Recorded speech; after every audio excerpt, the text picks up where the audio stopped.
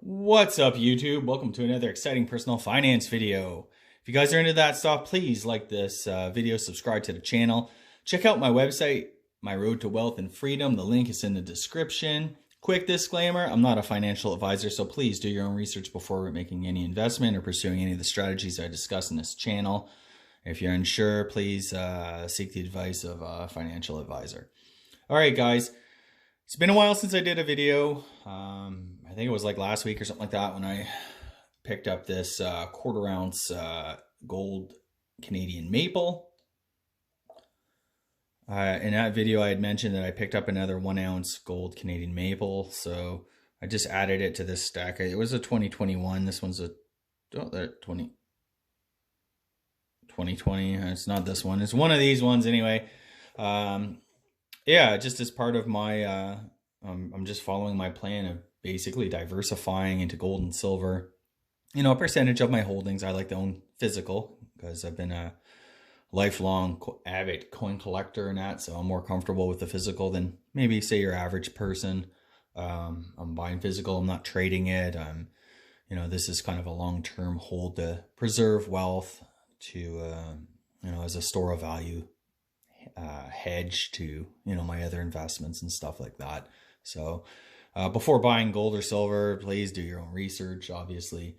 What I want to talk about today, though, is that we're seeing crazy inflation numbers. You know, the US Fed, they came out, I think it was yesterday, and again, you know, inflation's running hot everywhere. If you've been to a grocery store to buy food, you notice it for sure. You know, I've been joking. I buy these like frozen blueberries, and the package used to be, I think, $3.99 for 600 grams. Now it's $3.99 or $4.99? Yeah, now it's $4.99 for 400 grams. So that alone is almost 60% increase versus a year ago. So it's just crazy. We're seeing it all over. Of course, if you gas up your car. You know, what's gas? You know, it's almost $5 a gallon certain places in the US. Here in I'm in Ontario, it's about almost $1.45. You know, I out in Vancouver, it's probably, I don't know, $1.60 or something crazy. But anyway, my point is that inflation is all around. Of course, there's a huge energy crisis globally. We're seeing this over in Asia. You know, China and India are fighting over coal. They're having rolling blackouts. They're shutting factories down. You know, in Europe, we see there's a gas crunch, natural gas. There's just not, I don't know, there's a shortage of natural gas. They can't get more supply. And in the UK, there's rolling blackouts. More and more of these electricity providers are going under. They're declaring bankruptcy.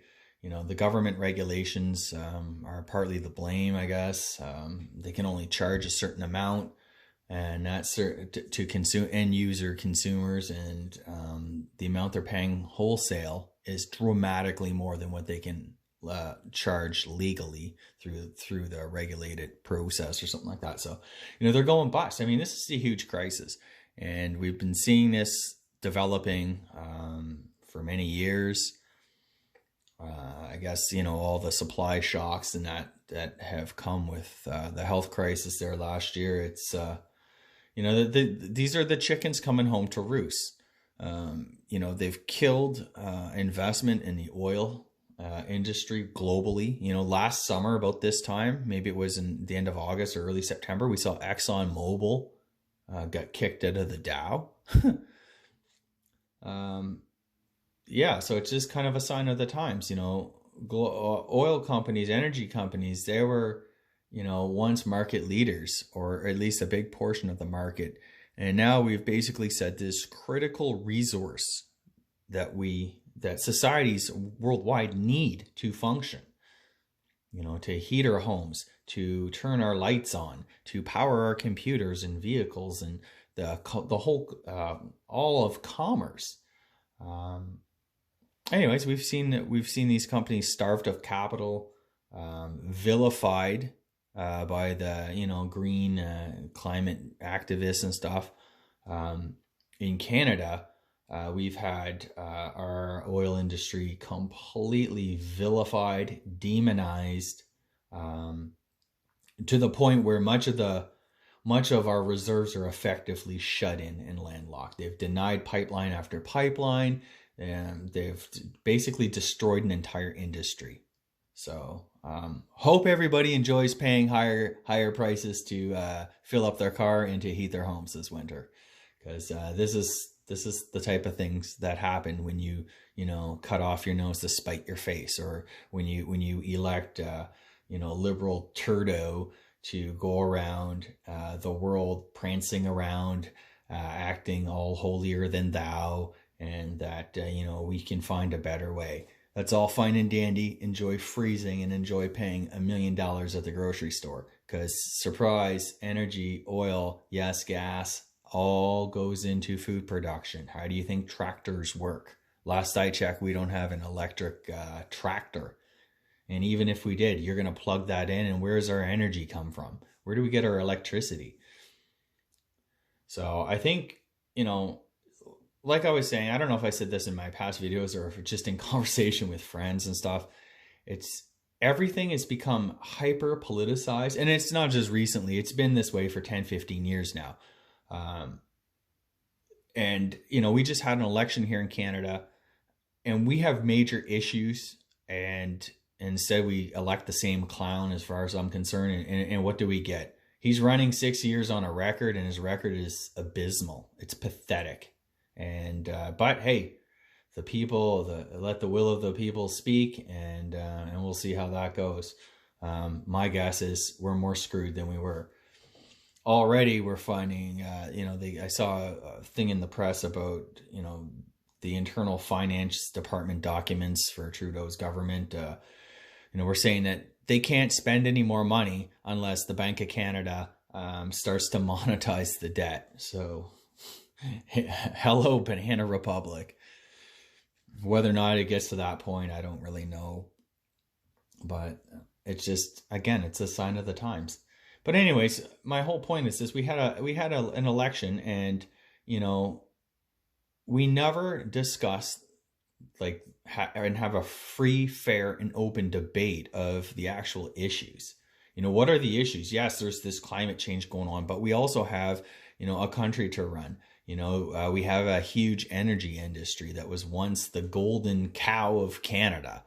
And what did we choose to do to that? We took it out back to the woodshed and completely destroyed it. My thing with climate change has been and has always been, we'll cut our emissions, we'll kill our industry when China and India and the big polluters, when they do the same. Why screw ourselves? Why destroy our economy in favor of the Chinese? So anyway, that's my thoughts. But here in Canada, we, for some reason, always try to, we're holier than thou. Let's screw ourselves over. Never. I think, history's going to look back on this country and be like, we've never seen a country screw itself over intentionally as the Canadians. We could be an energy superpower, and instead we've screwed ourselves. I remember a few years back, 5, 6, 7, 10 years ago, something like that, they're talking about LNG. Well, they canceled all of these LNG projects and stuff like that. And where did it go? It went to more friendlier jurisdictions in the U.S. Now it's the, Oregon and the state of Washington. Yeah, they took the lead on that. My point is this: you can screw yourself, but someone else is just going to pick up the slack. There's money to be made. I'm not into preaching about the environment. Should we try to do our best? Yes. But as far as I'm concerned, Canada is 0.5 or not even 1% of global emissions, where you have a country like China that's probably 40, 50%. Canada stepping out and screwing ourselves over does nothing to save the planet. But according to Mr. Trudeau there, we'll set an example. Okay, nice. Go set your example and let realpolitik and real business take over. All right. You can sit there high on your laurels, acting like it's all good, and yes, we did the right thing. But when you're on the Titanic and it's going down, you can sit down and be all like, yes, we did the right thing, but we're still going down anyway. So anyway, that is my rant on energy. I've watched this. So long story short, I've been a huge investor in energy. I did sell a lot of my position back in June when prices had run up quite a bit. I'm happy I kept my other positions. They were more diversified. I had a lot of oil sands exposure because I just thought that, last year oil was the most hated commodity on the planet. And if you owned Canadian oil, then you owned the most hated substance in the universe. So I thought, what better way to be a contrarian than to buy these dirt cheap oil sands companies and make a killing? Things like Cenovus, things like Suncor, CNQ, all of these places, all these companies in that. I also went in on pipelines too, right? TransCanada and Enbridge, although I sold most of my Enbridge. But I held on the TransCanada. And anyways, I sold some of my Suncor back in June. Now I still hold some Suncor. I'm still holding my rest of things. I also bought a US ETF, I don't know, global oil index or something like that. So that has your Exxon, your Chevron, your BP, probably Total and Shell. Shell's in there for sure. ConocoPhillips, maybe a whole bunch. And I'm very happy. I'm just holding. And I'm not planning on selling anytime soon. I think this run may have some legs, barring some significant deflationary force or whatever. And gold and silver are still stuck in this rut. They're not doing anything. We're seeing crazy inflation, highest inflation in 40 years or 30 years, whatever the numbers are. Every day they change. They're getting worse and worse. So pretty soon we'll be saying we haven't seen inflation like this since the 1970s. At what point will this market wake up to that? I think right now we're still in a speculator's market. I see Bitcoin's almost at 60,000 or something crazy. Or maybe is it 50,000? I can't remember now. The numbers change daily. But anyways, everyone's speculating on crypto. Interestingly, there's no speculators in gold and silver or very few indeed. The people who are buying gold and silver, I think are, the people who are genuinely concerned about, preserving their wealth, preserving their way of life, standard of living, and that's precisely why I've gone and diversified into some more gold and silver. And I think more people are going to be doing that. It's not so much a speculation. I could care less if this gold and silver went to the moon tomorrow.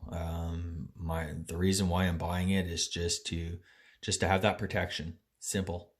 I'm not expecting to make big gains out of it. In fact, I'm doing the opposite. I'm harvesting gains in certain areas and I'm pouring them into things like gold and silver. I have a lot of cash on the sidelines as well because I think it's just going to be kind of a messy next couple of years. Now, so far I've been wrong, and I have to admit I've been really surprised at how much and how hard these markets have rallied this year. I was really surprised. I thought for sure we'd see some sort of meaningful pullback where I could maybe deploy some of that cash, but I'm just being patient. And I don't know, I've been through a few of these rodeos before. I'm sure many of you have as well. And we know that, that whole FOMO thing can completely destroy you. If I were to buy into the broad market at this point, I think I would be, I'm going to be feeling some pain. So I'm just being patient. Our day will come. If you're on the sidelines, good for you. It does kind of suck that we got, some pretty big inflation numbers, because that means every day you're sitting in cash you're being inflated away. But I do feel like, again, that's kind of like the insurance. It's kind of like gold, right? It's kind of an insurance value. You're paying a bit of an insurance premium to sit in cash. But if the markets are down 50% or something crazy, then you're going to be happy that you have the liquidity, the cash on the sidelines to kind of take advantage of that. And so I still got my shopping list. There's positions I'd like to initiate, positions I'd like to add to So I'm just kind of hanging out, being patient, making small investments here and there. I bought a small gold, a gold company, B2 Gold. Put a little bit of money in there about 2 weeks ago or something like that. And I've done pretty well. I think it's up, I don't know, 10, 15%, something like that. But again, it's a small amount. It's not like I put my life savings into it. It's just a small, insignificant position, really. But, if I'm seeing some really good opportunities, I'm trying to take advantage of that. Everything is just so volatile. And if we do get a big sell-off, you can expect like the miners to get taken down. Oh, these oil stocks probably going to get hit hard. But it's really unclear to see if are we going to get this buy the dip event if gold miners and oil stocks and energy stocks, commodity stocks essentially, if they all sell off, or people are going to see that as like, I guess in the 70s and even things like the Great Depression, the broader market was down, but commodities were soaring throughout that entire period. So something to think about. I don't have a crystal ball. I don't really know, but it is something to kind of keep on the radar. And the other stuff is I've been seeing a lot of news articles lately about talking about average people. So we know home prices are gone gangbuster around the world. We know that homeowners are stretched to the limits. It's never taken as much family household income for a home as it has today, ever in the history of humanity. Whatever you make in the run of a month is the majority of that's going towards your home. So and that doesn't include things like food, shelter, or not shelter. I'm not even sure if home insurance was in there, or if like utilities and stuff like that was in there. But we do know this, and contrary to all the news, wages really aren't going up. Maybe there's some isolated cases of that happening, people desperate to find workers, so they're offering whatever, but we haven't seen any sort of like broad rising wages and stuff. So I'm not entirely convinced that the positives, inflation is never really positive, but one of the things was, well, wages will start rising, and it's just get into this upward spiral and stuff like that. Well, I'm not so sure that wages are rising, or if they're gonna ever rise fast enough to catch up to all this stuff. The 70s offered a great example of that. However, I do know this: the cost of living all across the board has soared. And even in the past 10 years, they've put out the CP lie saying there's no inflation. Well, of course there is. There's been shrinkflation forever. Food prices has just risen and stuff. Now we're in a supply chain bottlenecks and shipping and all sorts of stuff. Energy's soaring, and all this stuff is going to kind of translate into the bareness, the basic necessities of life, and that's where the inflation hurts. It's going to take more families' dollars to go towards just the basics: food, energy, shelter. And so I'm not really, I think the consumers are tapped out. I mean, again, all of this stuff, how much money can we really borrow and spend until, the house of cards comes down? I must confess, for years, I've thought that, home prices were overvalued, due for correction, and they just keep chugging higher, and there's always that, well, hey, sooner or later, a clock is right twice a day type thing or whatever. Sooner or later it's all gonna come to an end, and you might be right eventually, but you miss the whole move. And to a certain extent, I agree, I probably did miss. I have some buddies who bought some real estate there this past year. And it's looking good. It's looking like, hey, they did the right thing. They're geniuses. We got inflation, home prices might stay up, rents may go up, and but my gut's telling me no. I think they're probably going to be among the last people in at the top, I think. And we've seen this too, like this vicious spiral of collapsing prices, and that at the end of the day, yes, everyone has inflated assets. And when you crunch out your net worth. Everything looks great. You're doing so great. But just keep in mind, a lot of those gains are really illusory, as I've said before. It's fake wealth. It's just, from one day to the next, it can fluctuate.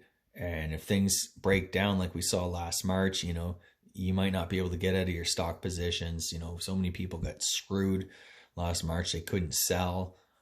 They had stop losses in that weren't triggered because the markets were dropping so fast, So we could be in for this huge risk off move. And I guess the old saying is like, when did Noah build his ark? Before the storm, right? There's no use trying to go to cash in the midst of a market rout and panic and that. And as for real estate, I'm not sure. I'm not sure what to say. A few years ago, it wasn't really profitable, and today it's just you're literally buying a building hoping that the property is going to increase in value because you're not cash flowing, at least in almost nowhere. I don't think there's any place in Canada where you can actually cash flow anything.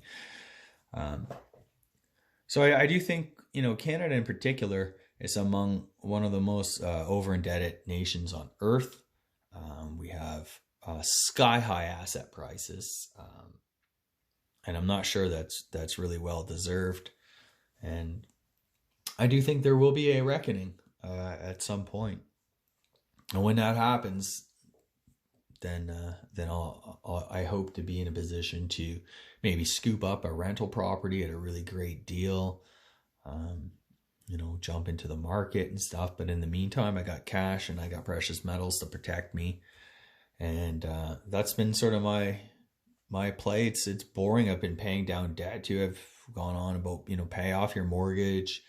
Basically, you want to be a contrarian and do the opposite of what they're telling you to do. We're being told right now, debt is okay. Don't worry. Go gorge on debt. Get over leveraged. It'll all be fine. Well, you don't have to be, an expert to realize that, hey, if I, go run up a pile of debt, and I have problems with income, maybe I lose my job, maybe something happens, maybe my tenants don't pay. There's all sorts of things. You're gonna run into some problems. So you definitely don't want to have a ton of debt, especially for what I think is probably going to be coming over the horizon. Either way, high inflation or if we get crazy deflation, that's not good for asset prices at all. And I think a lot of people are going to get hurt. And I just want to make sure I'm just trying to step aside. I feel like there's a freight train coming. And the more I think about it, the more all year long, I've been like kind of, oh man, I made the wrong decision. I should have held on a bit longer. I should have waited. But the more headlines I see, the more articles that are coming out just confirming, this is peaking. This feels like a huge top in so many different asset prices. And we've had a great run. There's no question about it. Up to 2020, we had a really great run. And then all the craziness happened. And then, markets surged even higher, beyond my wildest dreams. I cannot believe where we are today. But that said, no matter what happens tomorrow, I want to be in the same position as I am today. So I'm taking a lot of risk off the table. And luckily, I'm in a position where I can do that. I don't need to make the big gains. I don't need, 10 baggers. I don't need to have my assets increase 10, 20% a year. I'm happy with smaller, safer, guaranteed returns. And that's how I'm playing my cards. I don't want to lose it all. I want to be safe. So that's it for today, guys. Thank you for tuning in, checking out the channel. Please like the video, subscribe to the channel, check out my website, My Road to Wealth and Freedom. Take care, guys.